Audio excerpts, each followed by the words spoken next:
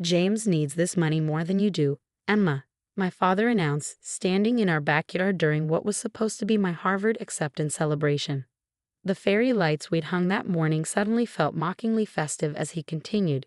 He's struggling with his startup, and this is his chance to make it big.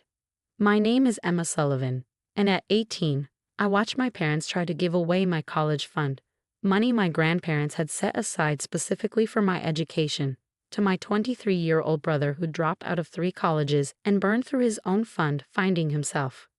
My mother stood beside my father, nodding enthusiastically. Your brother has real vision, honey. His tech idea could revolutionize social media.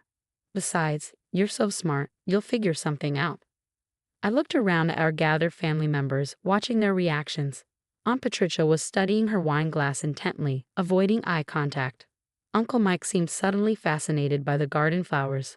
Only my grandmother, sitting quietly in the corner, met my gaze with a knowing smile. James lounged in his chair, smirking. Thanks, Mom and Dad. I knew you'd understand how important this opportunity is. Emma's just going to study boring old biochemistry anyway. I stayed silent, sipping my lemonade while my parents detailed their plans for my $180,000 college fund. They'd already spoken to the bank. The transfer would happen tomorrow morning. James needed the capital for his revolutionary app, something about connecting dog walkers with professional dog photographers. He'd already failed with his previous ideas. A dating app for vegetarians, a social network for people who collect rocks, and most recently, a cryptocurrency based on cat memes. Emma? My mother's voice cut through my thoughts. You're being very quiet, dear. We know this is a surprise, but family helps family. Your brother really needs this. I set down my glass carefully. When were you planning to tell me about this decision? Well, we're telling you now, my father said, his tone suggesting I was being difficult. We thought your Harvard acceptance party would be the perfect time. Show you how the family supports each other. Supports each other, I repeated slowly. Like when James borrowed my car last month and returned it with an empty tank and a dented fender. That was different, my mother jumped in. Accidents happen. Or like when he borrowed my laptop for his last startup and sold it to fund his cryptocurrency idea. James rolled his eyes. You got it back eventually. After Grandma made you buy me a new one, I reminded him. My grandmother's quiet chuckle from the corner drew everyone's attention. She'd been watching the scene unfold with an amused expression that made me wonder if she knew something the others didn't. Emma, my father's voice took on that stern tone he used when he expected immediate compliance. This isn't up for discussion. The transfer is happening tomorrow. James needs this opportunity, and you, well, you've always been good at figuring things out. I stood up slowly, smoothing down my dress, the one I'd bought specially for this celebration. You're right, Dad. I am good at figuring things out. My mother beamed, probably thinking I was agreeing with their plan. That's my girl, always so practical. In fact, I continued, reaching for my bag. I figured something out 2 weeks ago when Grandma mentioned you'd been asking about accessing my college fund. A smile froze on my mother's face. My father's eyebrows drew together. James sat up straighter, suddenly looking less smug. What do you mean? He demanded. I pulled out an envelope, the one that had arrived yesterday, the one I'd been planning to share during the celebration before my parents hijacked it with their announcement. I mean this, I said, holding up the letter. My full scholarship to Harvard. Complete tuition coverage, plus a $50,000 research grant for my work in biochemistry. The boring stuff, as James calls it. The silence that fell over the backyard was deafening. My mother's mouth opened and closed without sound. My father's face reddened. James looked like he'd swallowed something sour. But the college fund, my mother stammered, is legally mine. I finished for her. Grandma made sure of that when she set it up. Any changes require my signature, not yours. My grandmother finally stood up, walking over to stand beside me. I told you both last week when you called me, she said to my parents. Emma's future isn't yours to sacrifice for James's latest scheme. Mother, my father started, but she held up her hand. No, David. You and Sandra have enabled enough of James's failures. You won't do it with Emma's future. I looked around at my family's shocked faces, at the fairy lights twinkling obliviously above us, at the "Congratulations, Emma" banner hanging limply in the evening breeze. This wasn't how I'd imagined celebrating my acceptance to Harvard, but somehow it felt right. For years, I'd watched my parents pour resources into James's endless stream of failed ventures while expecting me to understand, to be the practical one, the responsible one. The party's over, I announced calmly. Thank you all for coming. I have some packing to do. As I turned to leave, my grandmother's arm linked through mine. I heard James sputter behind me. But what about my app? I paused, looking back over my shoulder. I hear dog walking pays pretty well these days. Maybe start there. The next morning, my phone exploded with messages. James had apparently spent the night convincing our parents that my selfishness would ruin his chances at success. My mother's texts ranged from guilt-tripping, "How could you embarrass your brother like that?" to outright emotional manipulation. I cried all night thinking about how we raised such an ungrateful daughter. I was in my room, organizing my research papers when my father stormed in, waving his phone. "The bank just called. They can't process the transfer without your signature. This is ridiculous, Emma. Your brother has real potential." I looked up from my desk calmly. "So do I, Dad. That's what this whole party was supposed to be about, remember? Harvard? Full scholarship? Research grant?" "That's different," he insisted, running his hands through his graying hair. "You've always been self-sufficient. James needs more support to find his path." His path? I couldn't help but laugh. He's had 4 paths in 3 years, each one funded by you and Mom. When does it end? Before he could respond, James appeared in my doorway, looking unusually disheveled. "I have investors interested," he announced. "They just need to see some initial capital to know we're serious." "Emma, come on, you don't even need this money now." I turned back to my papers, sorting them into neat piles. Those wouldn't be the same investors who were definitely interested in your cat cryptocurrency, would they? He flushed. That was different.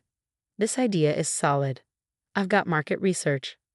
"Let me guess," I interrupted. "You asked people at the dog park if they'd use your app." "It's called grassroots market research." My grandmother chose that moment to arrive, letting herself in with the key she'd always had. She took in the scene: my father's frustrated stance, James's desperate expression, and my calm sorting, with a raised eyebrow. "I see the morning is going well," she observed dryly.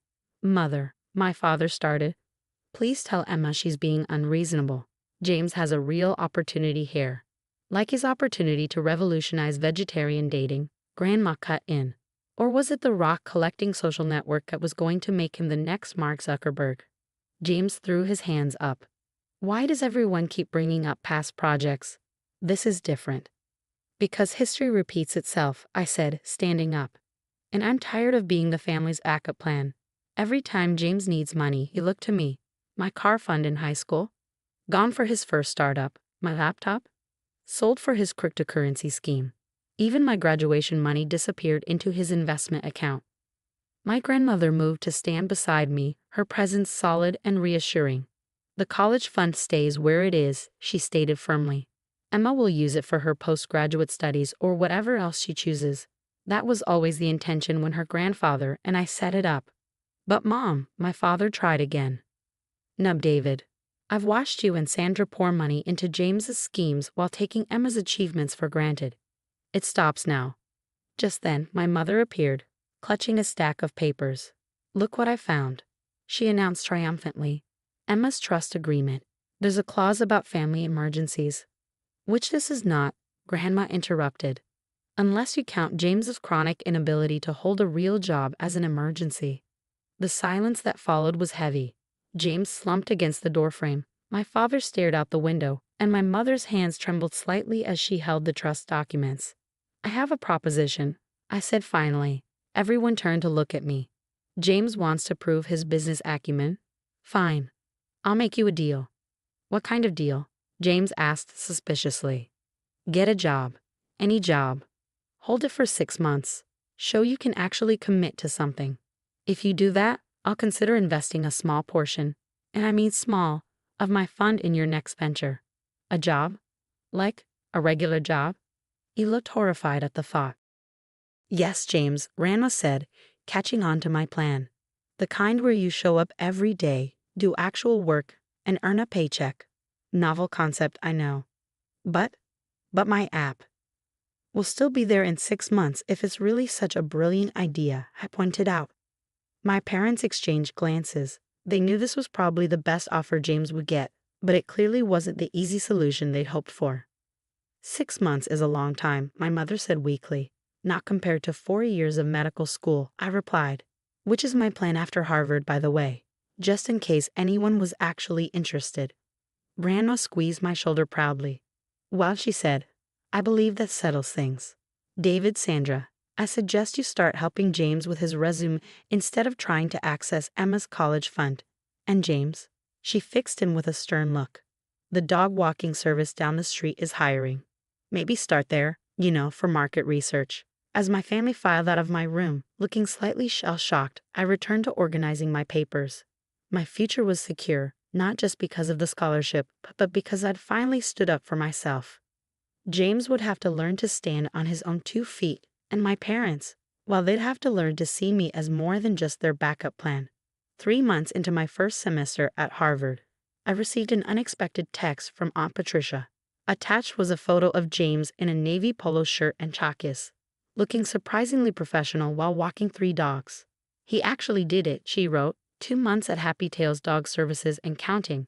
Your grandmother is beyond smug. I smiled, remembering the chaos that followed my ultimatum. James had initially tried to find loopholes, applying for social media influencer positions and attempting to convince our parents that his cryptocurrency trading counted as employment. But Grandma, now fully invested in my 6-month challenge, shut down each attempt. Real job, regular paychecks, she'd insisted, wielding her influence with the precision of a surgeon, or no investment conversation. My phone buzzed again. This time it was James himself. These rich people actually pay extra for dog photo shoots. Maybe my app idea wasn't so crazy. Maybe, I replied. But now you're learning the business from the ground up. My dorm room at Harvard had become my sanctuary. Shelves lined with biochemistry textbooks, walls decorated with molecular structure diagrams, and my desk covered in research papers. I was thriving, maintaining a 4.0 GPA while working on a research project that was already gaining attention in the department. A knock at my door interrupted my studying. My roommate handed me a thick envelope that had been delivered to our dorm. Inside was a letter from my mother, something she'd never done before, usually sticking to texts or brief phone calls. Dear Emma, it began, the handwriting unusually careful. Your father and I have been doing a lot of thinking. Watching James these past months, seeing him actually stick to something. It's made us realize how wrong we were. We spent so many years trying to force success for him that we took your success for granted. I sat on my bed, continuing to read. She wrote about watching my first presentation at Harvard's undergraduate research symposium, gave a video link, how proud she felt seeing me confidently explain complex theories to a room full of professors. We should have been doing this all along, she admitted, celebrating your achievements instead of treating them as expected. The letter went on, detailing how James's job had changed him. He was getting up early, learning responsibility, and even saving money. The dog walking service had promoted him to assistant manager, impressed by his genuine connection with their clients, both human and canine. Your grandmother, Mom wrote, reminds us daily that this was your doing. Your challenge forced him to grow up in ways our enabling never did. We owe you an apology, not just for the college fund incident, but for every time we overlooked your accomplishments in favor of managing James's failures. As if summoned by the mention of her name, my phone lit up with a call from Grandma. Your brother just opened his first savings account, she announced without preamble. Nearly fainted when he saw how much he earned in tips alone. Turns out honest work pays better than failed apps. I laughed, settling back against my pillows. How are Mom and Dad handling it? Oh, they're adapting. Your father actually bragged about James's promotion at his golf club instead of making excuses for another startup failure. And your mother? Well, she's finally started displaying your academic awards in the living room instead of hiding them in the study. Better late than never, I suppose. Indeed. There was a pause. They miss you, They're finally realizing what they almost sacrificed, pushing you aside for James's schemes. I thought about my mother's letter, my father's recent awkward but genuine emails about my research, and James's gradual transformation into someone who actually understood the value of work. 6 months are almost up, I noted. Grandma hummed. James hasn't mentioned the app idea in weeks. Apparently, he's taking business classes at the community college instead. Says he wants to understand finance before asking anyone to invest in his ideas. The irony wasn't lost on either of us. That weekend, I received another photo, this time from my father. It showed my Harvard acceptance letter and scholarship announcement, professionally framed and hanging prominently in our living room. Next to it was a new addition, a newspaper clipping about my research project, which had just received additional funding from the university. "Your mother insisted," he wrote, "said it's time we showed off the right kind of success." As I prepared for my evening lab session, I thought about how different things were from that tense night in our backyard. My college fund remained untouched, growing steadily for my future medical school plans.